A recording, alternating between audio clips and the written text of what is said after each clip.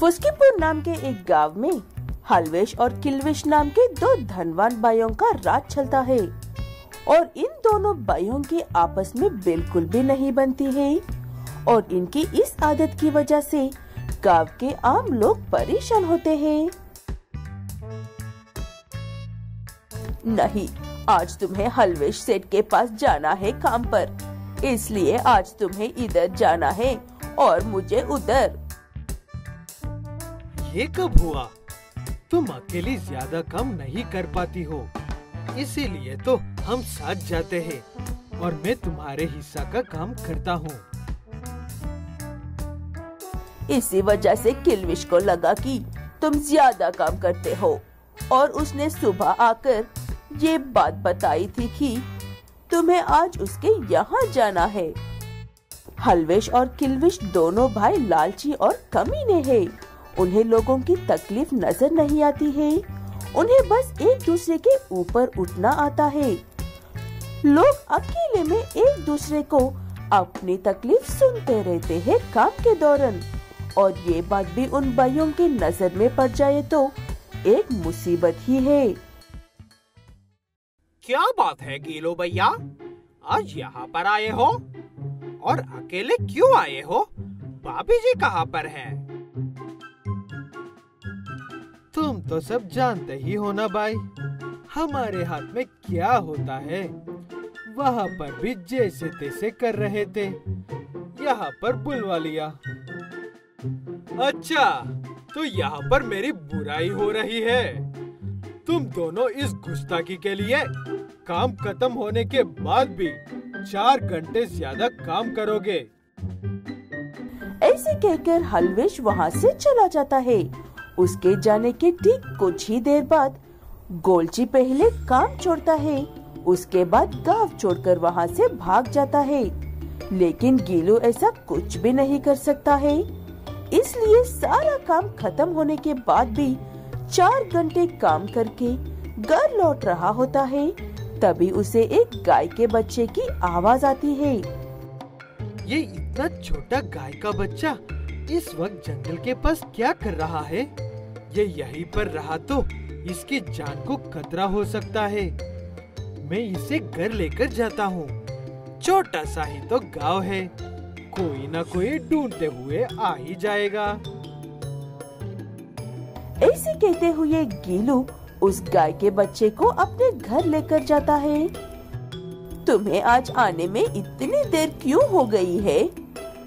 और ये बछड़ा किसका है? लेकर आए हो? गीलू मीना को सारी बात बताता है। उसकी बात सुनकर मीना और वो गाय का बछड़ा बहुत दुखी होते हैं। उसके बाद बछड़े को घास डालकर खुद भी खाकर सो जाते हैं। अगले दिन सुबह उठकर देखा तो गाय के बच्चे की टांगे ऊंट की जितने लंबी हो गई थी। मैंने जो बच्चा लेकर आया था वो कहाँ पर है? और ये क्या चीज है हमारे आंगन में? सब कुछ तो वैसा ही है जी, सिर्फ टांगे लंबी हो गई है। ये वही बछड़ा है, पता नहीं इसकी टांगों को क्या हो गया है।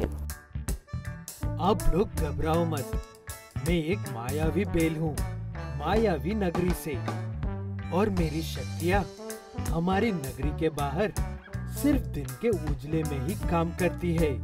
मुझे आपके घर में पनाह देने के लिए आपका बहुत बहुत धन्यवाद। ऐसे उनके बीच में कुछ बातें होती है। गीलू और मीना गांव की समस्या के बारे में बताते हैं। उस लंबे पैर वाले बैल वो सुनकर बहुत दुख होता है, इसलिए वो पहले मीना और गीलू के घर को अच्छा और बड़ा बना देता है। उसके बाद उन लोगों के लिए एक बड़ी सी सुपरमार्केट भी बना कर देता है। इस सुपरमार्केट को चलाकर आप दोनों अपनी जिंदगी आराम से गुजारा कर सकते हो। आओ अब गांव में बाकी लोगों की मदद करते हैं। ऐसे गांव में चलते चलते हर सड़क और हर टूटे फूटे घर ठीक करते हुए चलता है वो बैल। लोग उस बैल को और उसके साथ मीना गीलो को देखकर हैरान थे। गांव में इतना सब हो रहा था और ये बात दोनों भाई किल्विश और हल्विश तक पहुंच जाती है और वो दोनों भी वहां पर पहुंच जाते हैं। गीलो, ये बैल मेरा है, इसे जल्द से जल्द मेरा घर पहुंचा दो। समझ में आ ही गई है ना मेरी बात तुम्हें? वो बैल मेरा है, याद रखना गीलू। वो लंबे पैर वाले बैल मेरे घर नहीं पहुंचा तो मैं तुम्हारे पैर गायब कर दूंगा। अच्छा, तो तुम ही हो वो दोनों राक्षस जो इस गांव के लोगों को परेशान करते हो। मैं तुम्हें अपने घर साथ लेकर जाऊंगा और तब तक नहीं छोड़ूंगा जब तक कि तुम्हारी अकल ठिकाने ना आ जाए। ऐसे कहते हुए वो मायावी बैल उन्हें अपने साथ ले जाता है और वहाँ पर उनसे खूब काम करवाता है। यहाँ पर वो दोनों भाई ना होने की वजह से सारे गांव वाले मिलकर जश्न मनाते हैं और अपनी मर्जी के काम करके खुशी खुशी रहने लगते हैं। तिरचुपुर नाम के एक गांव में बीकू नाम का एक बैल अपने परिवार के साथ रहता है। बीकू बैल कुछ ही दिन पहले अपना सब कुछ खोकर बैठा है। उससे पहले वो सिर्फ बेवकूफ काम करता था, लेकिन अब वो समझदारी से काम लेने की पूरी कोशिश कर रहा है।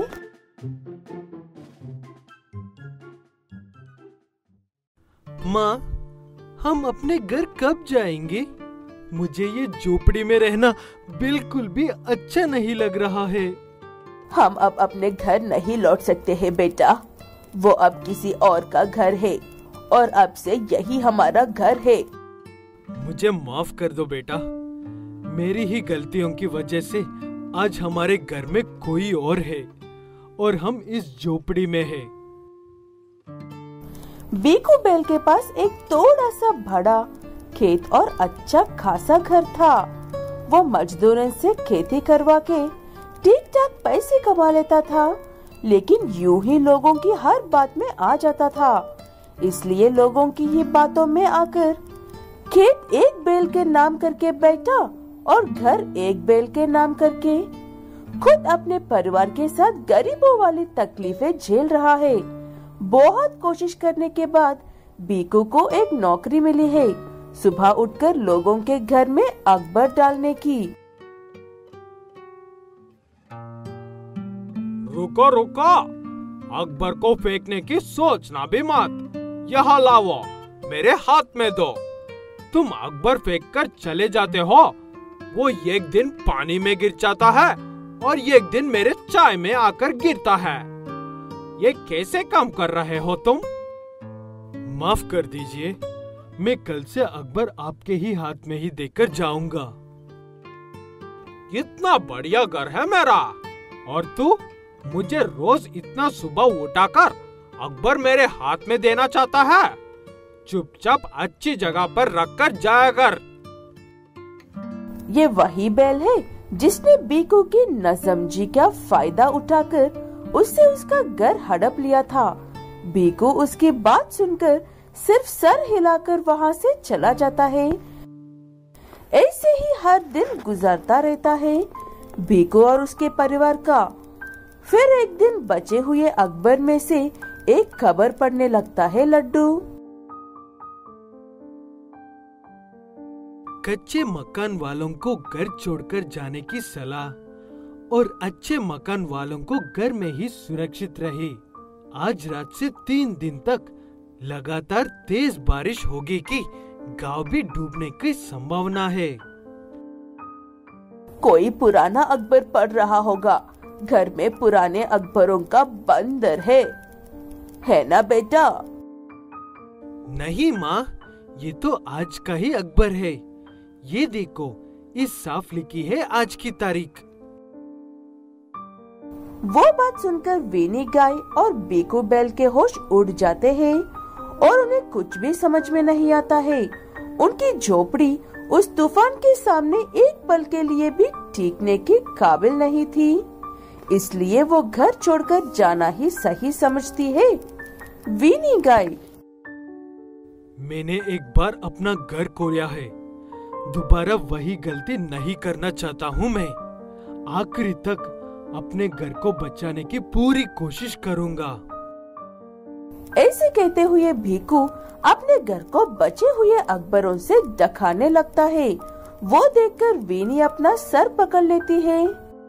इतनी तेज बारिश में ये अकबर कैसे काम आएंगे कहकर, लेकिन हर तरह से हारा हुए भीकू को अब इन अकबरों पर भरोसा करना भी गलत नहीं लग रहा था। हर बार बेवकूफी तुम करते हो और तुम्हारे साथ झेलना हमें पड़ता है। चले जाते तो सुरक्षित रहते ना। इन अकबरों से क्या होगा, तुमसे समझदार तो बच्चे होते हैं। ऐसे कहते हुए ना चाहते हुए भी वीनी को अपने पति के साथ उस झोपड़ी में ही रुकना पड़ता है।